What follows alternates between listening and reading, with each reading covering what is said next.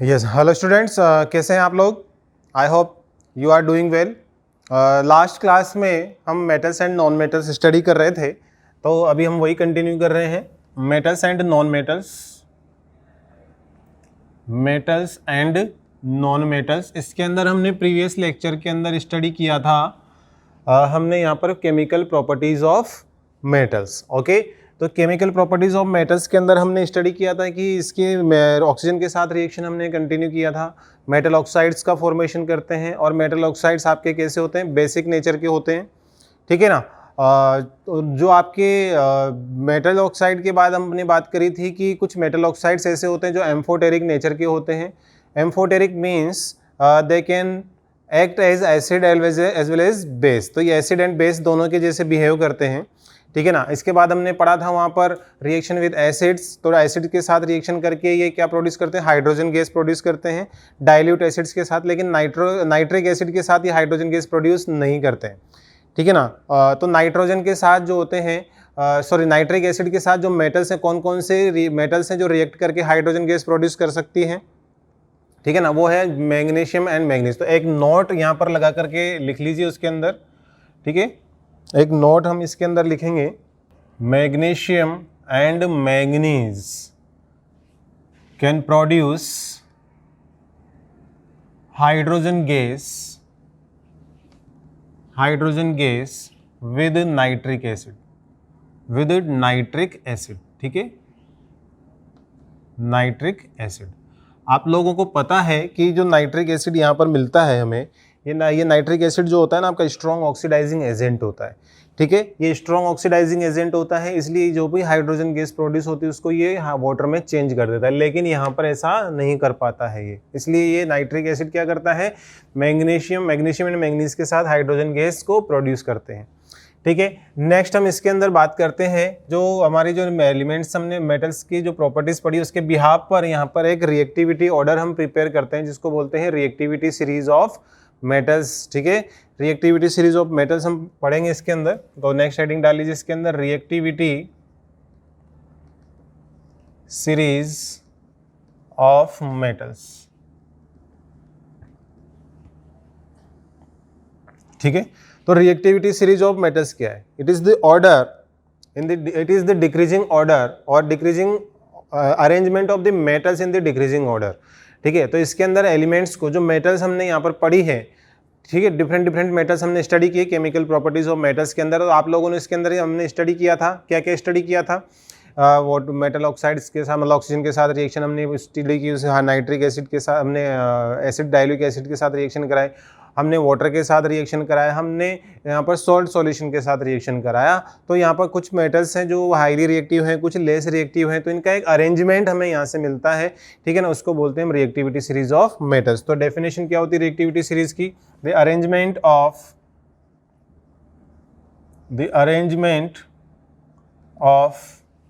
metals in decreasing order of reactivity is called reactivity series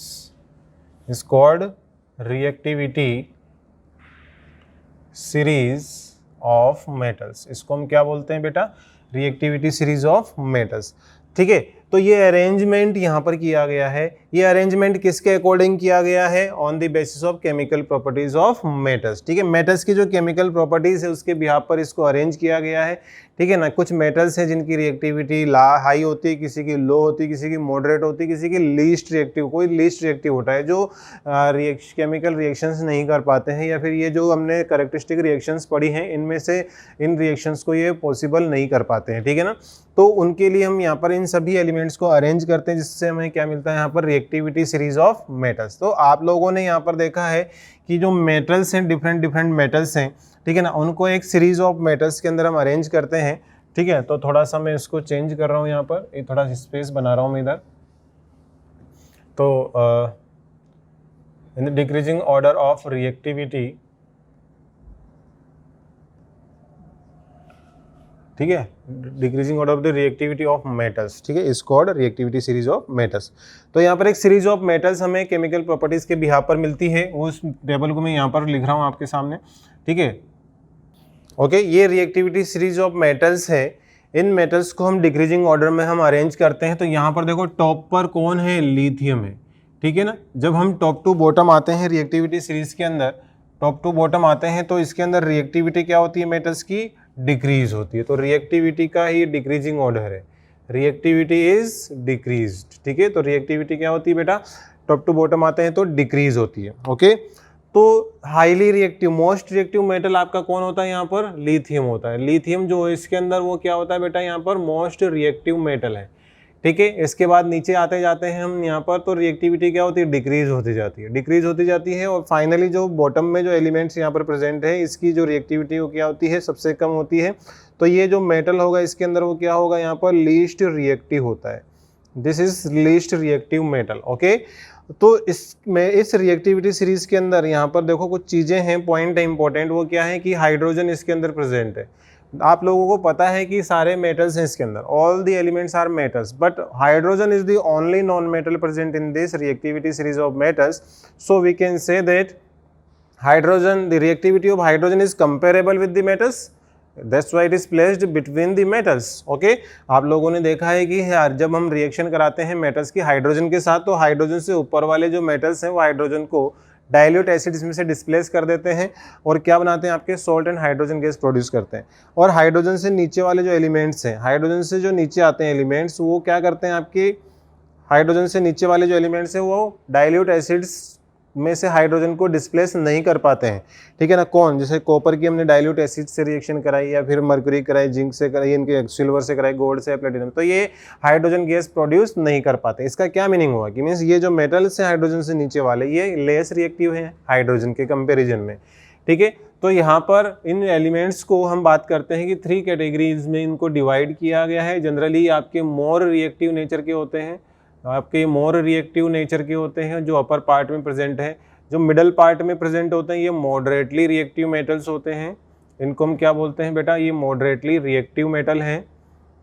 और जो lower elements है ये क्या है, आपके लेस रिएक्टिव है, ये लेस रिएक्टिव मेटल है, ठीक है, लेस रिएक्टिव मेटल। इनकी रिएक्टिविटी क्या होती है, लो होती है as compare to other elements. Okay, तो इसकी कुछ यूटिलिटी है, वो यूटिलिटी क्या है, यहाँ पर देखो कुछ इंपॉर्टेंट पॉइंट्स हम लिख रहे हैं इसके रिगार्डिंग। तो क्या लिखते हैं हम, ठीक है। तो सबसे फर्स्ट पॉइंट तो हो गया आपका इसकी डेफिनेशन। डेफिनेशन में क्या है कि जब हम टॉप टू बॉटम आते हैं तो एलिमेंट्स की, मेटल्स की यहाँ पर रिएक्टिविटी क्या होती है, डिक्रीज, ठीक है। When we move from top to bottom in the reactivity series,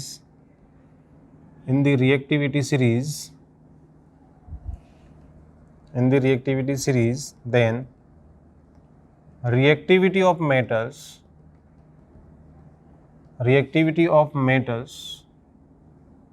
decreases, ठीक है। मेटल्स की रिएक्टिविटी क्या होती है, यहाँ पर डिक्रीज होती है, ठीक है। तो यहाँ पर नेक्स्ट पॉइंट है कि हाई जो लिथियम है वो आपका मोस्ट रिएक्टिव है। तो lithium is the most reactive, lithium is most reactive and जो प्लेटिनम है, platinum is least reactive metal. ये प्लेटिनम आपका कैसा होता है, लीस्ट रिएक्टिव मेटल होता है, ठीक है। नेक्स्ट हम इसके अंदर बात करते हैं बेटा कि यहाँ पर जो एलिमेंट्स है, हाइड्रोजन जो है वो ओनली नॉन मेटल है रिएक्टिविटी सीरीज के अंदर। Hydrogen is the only non metal, hydrogen is the only non metal, hydrogen is the only non metal which is present in the reactivity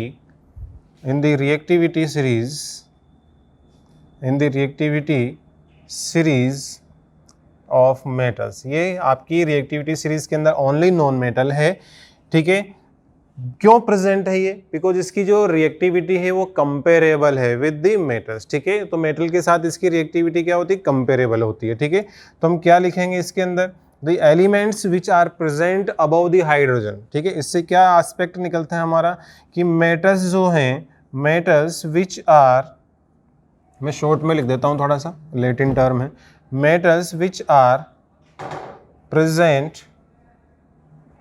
above the hydrogen, above hydrogen are more reactive than hydrogen, more reactive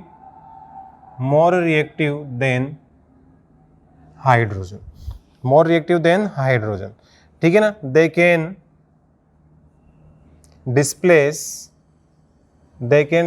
hydrogen from its compound। ये hydrogen को उसके compound में से displace कर सकते हैं, for example water and acids. ठीक है, डाइल्यूट एसिड्स के अंदर से उसको डिस्प्लेस कर देते हैं।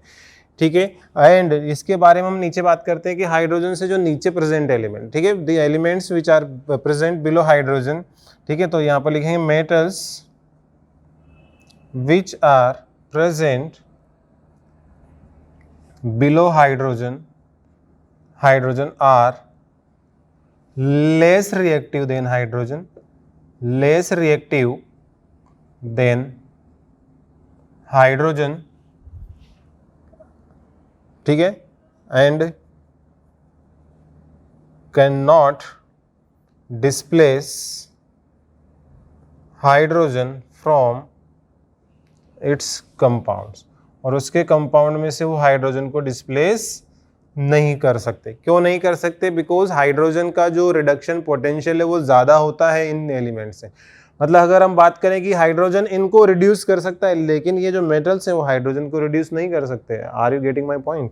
ठीक है, तो वेरी इंपॉर्टेंट यहाँ पर चीज़ यह है कि जो ऊपर वाले मेटल्स हैं, टॉप टू बॉटम हम रिएक्टिविटी सीरीज के अंदर आते हैं, तो ऊपर वाले एलिमेंट जो होते हैं वो उनकी रिड्यूसिंग पावर ज़्यादा है, इलेक्ट्रॉन को डोनेट करने की पावर ज़्यादा है, उनकी इलेक्ट्रोपॉजिटिव नेचर हाई होती है। लेकिन नीचे वाले एलिमेंट जो हैं वो लेस इलेक्ट्रोपॉजिटिव नेचर के होते हैं। क्यों? बिकॉज ये डिफिकल्टी के साथ इलेक्ट्रॉन लूज करते हैं या फिर करते ही नहीं है। ठीक है, तो इनके जो कंपाउंड है वो लेस स्टेबल होते हैं, ऊपर वाले कंपाउंड मोर स्टेबल होते हैं। ठीक है, नेक्स्ट हम बात करते हैं यहाँ पर कि जो एलिमेंट्स हैं, तो ऊपर वाला जो मेटल है वो मोर रिएक्टिव होता है, नीचे वाला लेस रिएक्टिव होता है। तो मैं इसको इरेज कर रहा हूँ यहाँ से।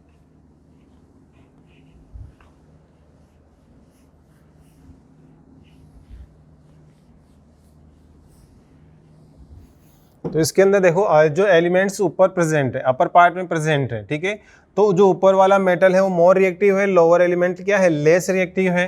तो हम क्या करेंगे, the more reactive metal, more reactive metal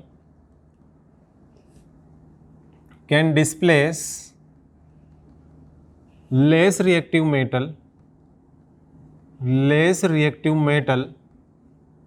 from its compound, मतलब हम बात कर रहे हैं कि ऊपर वाला जो मेटल है वो मोर रिएक्टिव होता है नीचे वाले मेटल के। तो ऊपर वाला जो मेटल है अगर उसकी रिएक्शन हम नीचे वाले मेटल के किसी कंपाउंड से करवाते हैं, मतलब मैंने बोला कि जिंक क्लोराइड के अंदर अगर मैं मैग्नीशियम मेटल डाल दूंगा तो मैग्नीशियम क्लोराइड बनेगा, जिंक मेटल सेपरेट हो जाएगी। लेकिन इसका रिवर्स करता हूं मैं तो वो पॉसिबल नहीं है। जैसे मैं बोलूं यहाँ पर कि अपने रिएक्शन पढ़ी थी प्रीवियस लेक्चर के अंदर कि कॉपर सल्फेट है, CuSO4 ब्लू कलर का होता है, अगर मैं इसके अंदर आयरन ऐड करूं तो ये सॉल्यूशन ग्रीन हो जाता है due to the formation of FeSO4 and copper metal get displaced.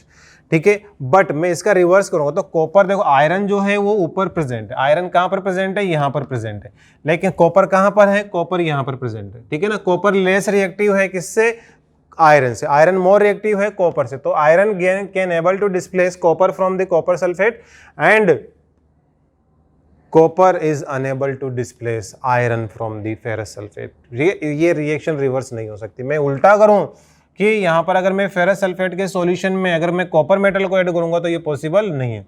तो इसकी यूटिलिटी क्या होगी, एक बहुत इंपॉर्टेंट यूटिलिटी है इसकी कि क्या, कि इस रिएक्टिविटी सीरीज ऑफ मेटल्स हम ये फाइंड कर सकते हैं कि विच रिएक्शन विल अकर और नॉट, कौन सी रिएक्शन होगी या फिर कौन सी नहीं होगी। इसका पता करने के लिए हम ये चेक कर सकते हैं। ठीक है, तो यहाँ पर ये आपकी यूटिलिटी है, इसकी डिफरेंट यूटिलिटीज हैं। ठीक है, हाइड्रोजन के रेस्पेक्ट में हमने पढ़ा इसके अंदर।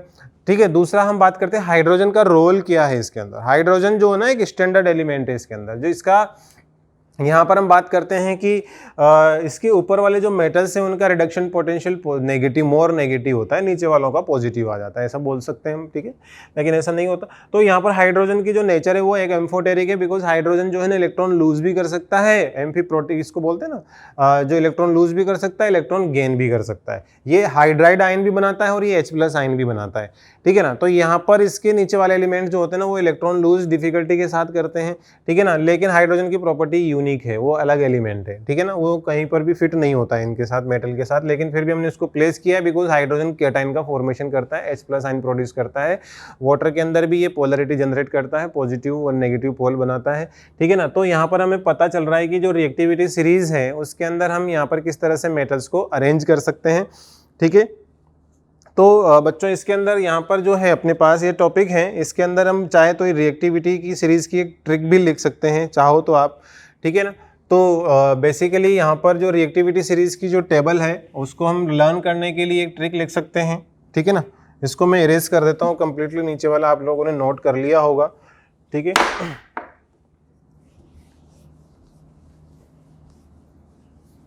तो देखो ट्रिक यहाँ पर एक छोटी सी ट्रिक है, बहुत अच्छी इंटरेस्टिंग ट्रिक है, ठीक है। तो यहाँ पर हम लिखेंगे इसके ली, ठीक है ना। एक डोगरी का सिस्टम काफ़ी ज़्यादा फेमस है अपने इंडिया के अंदर, है ना।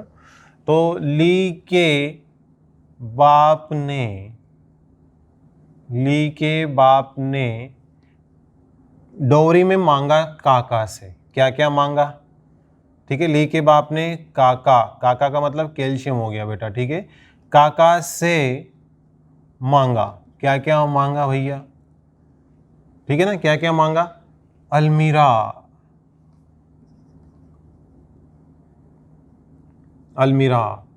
मनी,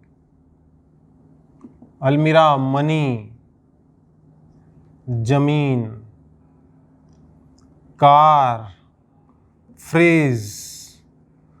काका को गुस्सा आ गया, यार सब कुछ मांग लिया, अलमीरा मांग ली, जमीन मांग ली, मनी मांग ली, कार मांग लिया, फ्रिज मांग लिया, ठीक है। तो काका को गुस्सा आ गया, ठीक है ना। एक हरियाणवी लैंग्वेज में वर्ड होता है कदे कोनी, ठीक है,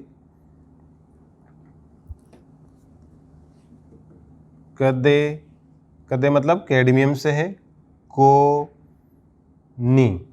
कदे कोनी, इसका मतलब होता है, कदे कोनी का मतलब नेवर, मना कर दिया, नहीं मिलेगा भाई, कदे कोनी, ठीक है, नेवर, मना कर दिया, रिफ्यूज कर दिया, ठीक है, कदे कोनी। तो अब यहाँ पर जो ली के बाप को भड़काने वाली दो बुआ जी की लड़कियां थी अपनी, वो कौन थी, स्नेहा एंड प्रभा, है ना।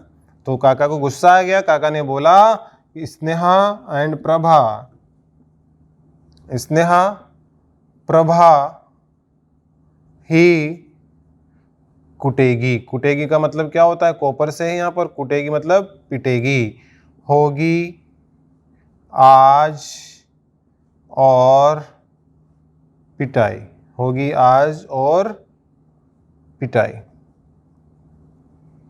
ठीक है। ये ट्रिक है बेटा जिससे हम इस रिएक्टिविटी सीरीज को लर्न कर सकते हैं, जो आपके लिए हेल्पफुल होगी। एग्जाम के अंदर डायरेक्टली क्वेश्चन आ जाता है, कहाँ से आए, हम किस तरह से कर सकते हैं।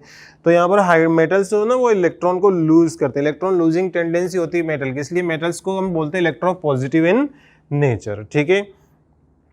तो यहाँ पर जो मोर रिएक्टिव मेटल है वो लेस रिएक्टिव मेटल को उसके कंपाउंड में से क्या कर सकती है, डिस्प्लेस कर सकती है। हाइड्रोजन से ऊपर वाले मेटल्स हाइड्रोजन से ज़्यादा रिएक्टिव होते हैं और हाइड्रोजन को उसके कंपाउंड में से डिस्प्लेस करने की कैपेबिलिटी रखते हैं। The metals which are present below the hydrogen are less reactive than hydrogen and these metals are unable to displace hydrogen from the compounds, ठीक है, जैसे कि वाटर एंड H2, इससे रिएक्शन करके हाइड्रोजन गैस प्रोड्यूस नहीं करते हैं, ठीक है। तो बच्चों ये आपकी रिएक्टिविटी सीरीज थी, आई थिंक आपको समझ में आया होगा।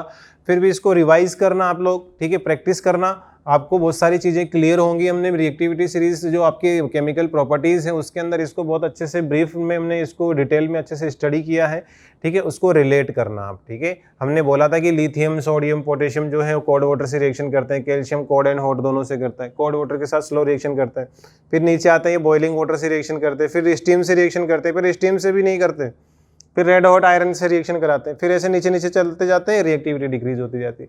मतलब ऊपर से नीचे आएंगे तो हमें कंडीशन की हमारे लिए क्या हो जाती है, अनकंफर्टेबल हो जाती है, मतलब हम फेवरेबल कंडीशन नहीं रहती इनकी रिएक्शन करने के लिए, तो कंडीशन देनी पड़ती है इनको, ओके। तो नेक्स्ट हम इसके अंदर स्टार्ट करते हैं chemical properties of non metals. Okay, note कर लिया होगा आपने रिएक्टिविटी सीरीज, तो मैं इसको इरेज कर सकता हूँ। ठीक है,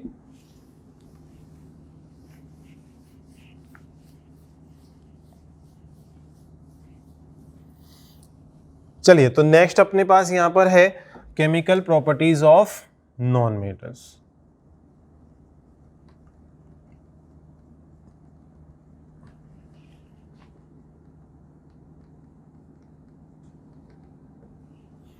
okay, chemical properties of non metals. अब जैसे हमने पढ़ा था कि नॉन मेटल्स की जो केमिकल प्रॉपर्टीज, हमने मेटल्स की केमिकल प्रॉपर्टी स्टडी करी है, वैसे हम नॉन मेटल्स की केमिकल प्रॉपर्टीज स्टडी करने वाले हैं। तो नॉन मेटल्स की वैलेंसी के बारे में हमने ऑलरेडी प्रीवियस लेक्चर में स्टडी कर लिया है बेटा। तो नॉन मेटल्स की वैलेंसी क्या होती है? 4 to 8 वैलेंस इलेक्ट्रॉन होते हैं इसके अंदर। तो 8 माइनस वैलेंस इलेक्ट्रॉन करके हम इनकी वैलेंसी फाइंड करते हैं। ओके, तो इनकी हमें रिक्वायर्ड नंबर ऑफ इलेक्ट्रॉन पता चलते हैं कि इतने इलेक्ट्रॉन इनको रिक्वायर्ड अपना ऑक्टेट कंप्लीट करने के लिए।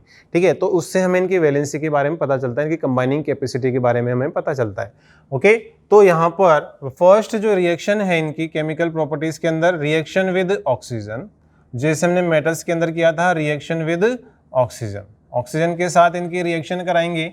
तो जो नॉन मेटल्स हैं, नॉन मेटल्स जो हैं वो ऑक्सीजन के साथ रिएक्शन करके, non metals react with oxygen, non metals reacts with oxygen to give non metal oxide. क्या प्रोड्यूस करते हैं बेटा? ये नॉन मेटल ऑक्साइड प्रोड्यूस करते हैं। When these non-metal oxides are dissolved into water, जब इनको वाटर में डिजोल्व किया जाता है, then they produce acidic solution. क्या फॉर्म करते हैं ये? एसिडिक सॉल्यूशन फॉर्म करते हैं, isn't it? तो ये एसिडिक सॉल्यूशन फॉर्म करते हैं। तो हम बात करते हैं यहाँ पर, जैसे कि मैंने बोला कि नॉन मेटल है, जैसे कि मैंने बोला सल्फर है, सल्फर को ऑक्सीजन के साथ रिएक्शन कराया हमने, तो क्या बनेगा यहाँ पर? SO2 बनेगा। क्या बनेगा? Sulphur dioxide. इसको हम क्या बोलते हैं? Sulphur die oxide. ओके, ये आपका sulphur dioxide. When this sulphur dioxide is dissolved in water, इसको जब हम वाटर में डिजोल्व करते हैं तो ये क्या फॉर्म करता है? H2SO3, sulphurous acid. क्या फॉर्म करेगा ये? Sulphurous acid, sulphurous acid. Okay, तो ये जो सल्फ्यूरस एसिड है, एसिडिक है, कैसे पता चला? जब इसको वाटर में डिजोल्व किया, वाटर में डिजोल्व किया, इसका हमने पीएच चेक किया, इसका लिटमस टेस्ट किया, तो ये क्या प्रोड्यूस कर रहा था? ब्लू टू रेड हो रहा था आपका लिटमस। ठीक है, तो मिथाइल ऑरेंज से हमने चेक किया, ठीक है ना, तो उससे हमें पता चल रहा था कि आपका कैसा होता है? एसिडिक, बिकॉज कलर चेंज करेगा ये। ठीक है, तो नेक्स्ट हम जैसे कि और भी हम मेटल ले सकते हैं, जैसे कि नाइट्रोजन लिया हमने, ठीक है ना, नाइट्रोजन की रिएक्शन हम ऑक्सीजन से कराते हैं, तो ये क्या बनाता है बेटा? N2O5 बनाएगा, नाइट्रोजन डाइनाइट्रोजन पेंटा ऑक्साइड। तो इसको आप नेम भी लिख सकते हैं चाहो तो, डाई नाइट्रोजन पेंटा ऑक्साइड। ठीक है, जब इस नाइट्रोजन पेंटा ऑक्साइड को N2O5 को आप वाटर में डिजोल्व करते हैं, H2O में डिजोल्व करते हैं, इट गिव्स HNO3। क्या प्रोड्यूस करेगा ये? नाइट्रिक एसिड बनाता है। क्या बनाता है बेटा? ये नाइट्रिक एसिड का फॉर्मेशन करता है, isn't it? तो यहाँ पर जो मेटल्स, जो नॉन मेटल्स हैं, वो वाटर के ऑक्सीजन के साथ रिएक्शन करके क्या बनाते हैं? Non metal oxides. और नॉन मेटल ऑक्साइड का नेचर फाइंड करने के लिए वाटर में डिजोल्व किया, तो ये क्या बना रहे हैं? आपके एसिडिक सॉल्यूशन बना रहे हैं। ठीक है ना, यहाँ पर जो सल्फर है एक और कंपाउंड बनाता है, देखिए सल्फर की अगर हाई टेम्परेचर पे और ज़्यादा हमने यहाँ पर रिएक्शन हाई टेम्परेचर दिया इसको, तो ये SO3 में चेंज होता है। किस में चेंज होता है? SO3 में। जब इस SO3 को, सल्फर ट्राइऑक्साइड, ठीक है, इस SO3 को जब आप वाटर में डिजोल्व करते हैं तो इससे क्या बनता है? H2SO4 बनता है, सल्फ्यूरिक एसिड बनता है। इससे आपका फेमस कंपाउंड है सल्फ्यूरिक एसिड, इससे प्रोड्यूस होता है। ठीक है, तो सल्फ्यूरिक एसिड यहाँ पर फॉर्म होगा। ठीक है, तो इससे क्या पता चल रहा है कि जो नॉन मेटल्स हैं वो ऑक्सीजन के साथ रिएक्शन करके क्या प्रोड्यूस कर रही है बेटा? Non metal oxide. और नॉन मेटल ऑक्साइड का नेचर कैसा होता है? एसिडिक होता है। क्यों? बिकॉज इनका एक्वस सॉल्यूशन एसिडिक नेचर का होता है। क्यों? बिकॉज ये H+ आयन प्रोड्यूस करते हैं। ठीक है, तो यहाँ पर हम बात करते हैं कुछ नॉन मेटल ऑक्साइड्स हैं, सम नॉन मेटल ऑक्साइड्स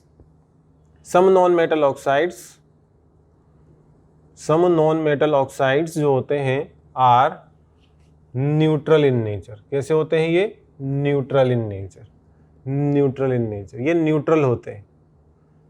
ठीक है, न्यूट्रल नेचर के होते हैं। How?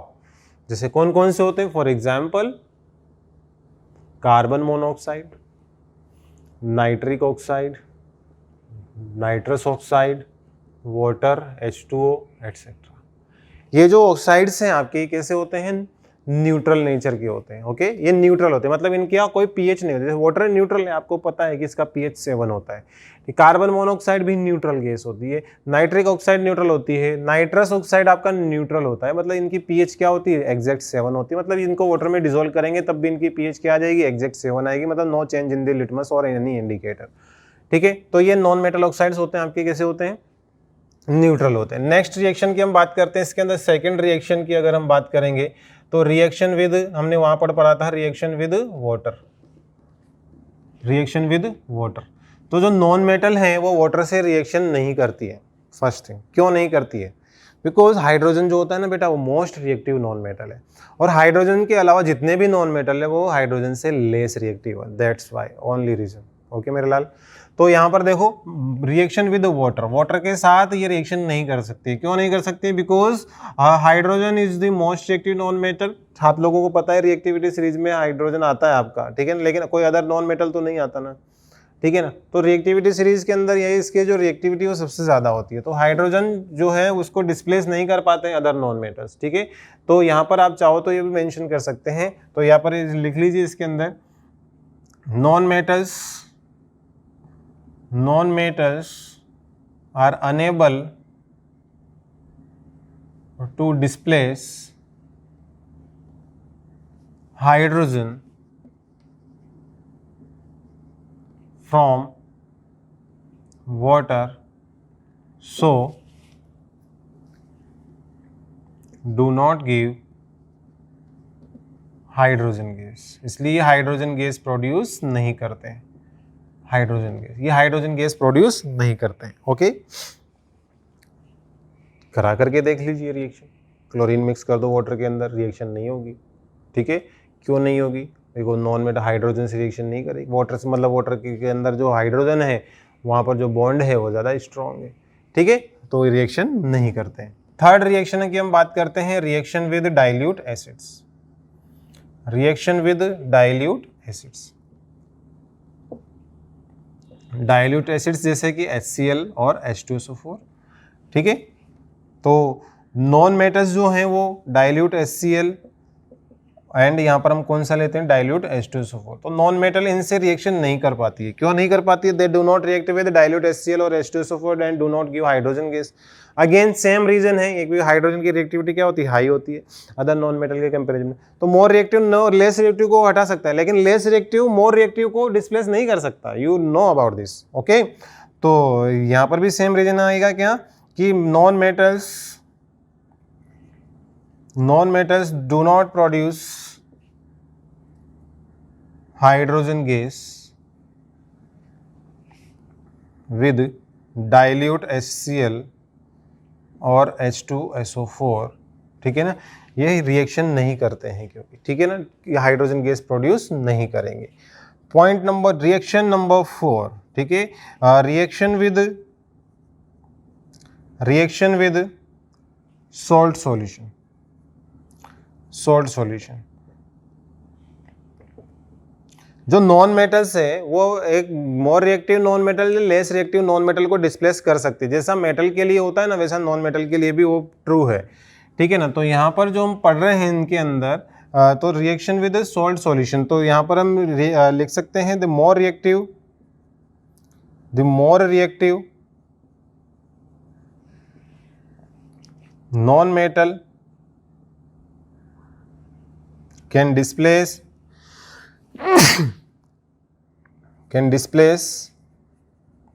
less reactive non-metal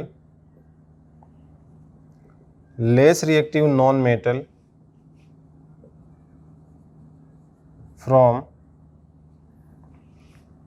its compounds। ठीक है, तो मोर रिएक्टिव नॉन मेटल जो है वो लेस रिएक्टिव नॉन मेटल को उसके कंपाउंड में से डिस्प्लेस कर सकती है। ठीक है, तो इसके अंदर क्या होता है कि जैसे कि हम हेलोजेंस की रिएक्टिविटी के बारे में बात करते हैं, तो हेलोजन का जो रिएक्टिविटी ऑर्डर होता है वो कैसा होता है कि fluorine, chlorine and bromine, 4 halogen होते हैं, आप लोगों को पता है। ठीक है। तो रिएक्टिविटी ऑर्डर ऑफ हेलोजेंस हम बात कर रहे हैं यहाँ पर, रिएक्टिविटी ऑर्डर ऑफ हेलोजेंस क्या है? रिएक्टिविटी ऑर्डर ऑफ हेलोजेंस, जैसे कि फ्लोरीन है वो मोर रिएक्टिव होता है क्लोरीन से, chlorine is more reactive than bromine, bromine is more reactive than iodine. ये आपका हेलोजन का रिएक्टिविटी ऑर्डर है। तो यहाँ पर मैं बात करूँ कि जैसे कि मैंने बोला कि NaCl का कंपाउंड है, NaCl एक कंपाउंड, इसका एक्वस सॉल्यूशन लिया, अगर मैं इसमें यहाँ पर क्या पास करूँगा, फ्लोरीन गैस पास करता हूँ, F2 gas, fluorine gas pass करता हूँ, तो क्या रिएक्शन होगी? यस होगी। क्यों? बिकॉज फ्लोरीन की रिएक्टिविटी ज़्यादा है क्लोरीन से। तो यहाँ पर क्या बनेगा? NaF, सोडियम फ्लोराइड बनेगा, NaF बनेगा, इसका aqueous solution, and chlorine gas यहाँ से रिलीज हो जाएगी। ठीक है, ये रिएक्शन पॉसिबल है। लेकिन मैं इसका रिवर्स करूँ तो क्या वो पॉसिबल है? मैं बोलूँ कि अगर मैं बोलूँ कि यहाँ पर NaCl के अंदर, NaCl के एक्वस सॉल्यूशन के अंदर अगर मैं ब्रोमीन गैस पास करता हूँ तो क्या रिएक्शन होगी? देखो क्लोरीन की तो रिएक्टिविटी ज़्यादा है ब्रोमीन से, तो ये रिएक्शन नहीं होगी, दिस विल नॉट पॉसिबल। ठीक है, ये रिएक्शन नहीं होगी, नो रिएक्शन। ठीक है, यहाँ लिख लीजिए चाहो तो, नो रिएक्शन, नो रिएक्शन, ये रिएक्शन पॉसिबल नहीं है। ठीक है ना? क्यों नहीं पॉसिबल है? बिकॉज ब्रोमीन की रिएक्टिविटी क्या होती है? लो होती है क्लोरीन के कंपैरिजन में। तो bromine is unable to displace chlorine from this compound. Okay, तो इस तरह से आप यहाँ पर रिएक्शन करा सकते हैं। तो कौन कौन सी रिएक्शन पॉसिबल है वो आप यहाँ पर पता कर सकते हैं, और भी रिएक्शन करा सकते हैं। जैसे मैंने बोला NaBr है, NaBr से अगर हम रिएक्शन कराएंगे क्लोरीन की तो रिएक्शन होगी? यस। क्यों होगी? Because bromine is less reactive than chlorine. तो यहाँ पर क्या बनेगा? NaCl बनेगा, एंड ब्रोमीन गैस यहाँ से बाहर निकल जाएगी। ओके, NaI का सॉल्यूशन है, सोडियम आयोडाइड है, सोडियम आयोडाइड से कौन कौन रिएक्शन कर सकता है? ये तीनों डिस्प्लेस कर सकते हैं सोडियम आयोडाइन को। तो यहाँ पर फ्लोरीन भी रिएक्शन कर सकता है इससे, क्लोरीन भी कर सकता है, ब्रोमीन भी कर सकता है। क्या बनेगा? NaF प्लस आयोडीन बनेगा। इसके अंदर क्या बनेगा? NaCl प्लस आयोडीन बनेगा। इसके अंदर क्या बनेगा? NaBr प्लस आयोडीन बनेगा। ठीक है, इस तरह से यहाँ पर ये रिएक्शंस पॉसिबल होती है। ठीक है, तो यहाँ पर ये chemical properties of non metals हैं, जिनको एक रिव्यू यहाँ पर है कि काफ़ी शॉर्ट में है ये चीज़ें, लेकिन मतलब है भी इतना ही इसके अंदर, भी कुछ एक्स्ट्रा मेटल्स की तरह इनके अंदर एक्टिविटी नहीं होती है। ओके, तो ये मेटल्स की, नॉन मेटल्स की रिएक्टिविटी सीरीज भी यहाँ पर हम ऐसे सिलेबस में नहीं है, लेकिन कुछ कुछ चीज़ें आ जाती हैं, उनको हम बीच बीच में यहाँ पर डिस्कस कर लेते हैं। तो ये chemical properties of metals and non metals complete हो गई है। तो इनको एक बार कंपाइल करना, अच्छे से पढ़ना, ठीक है ना? इसके बाद हम कंटिन्यू करेंगे नेक्स्ट लेक्चर में। Okay, thank you.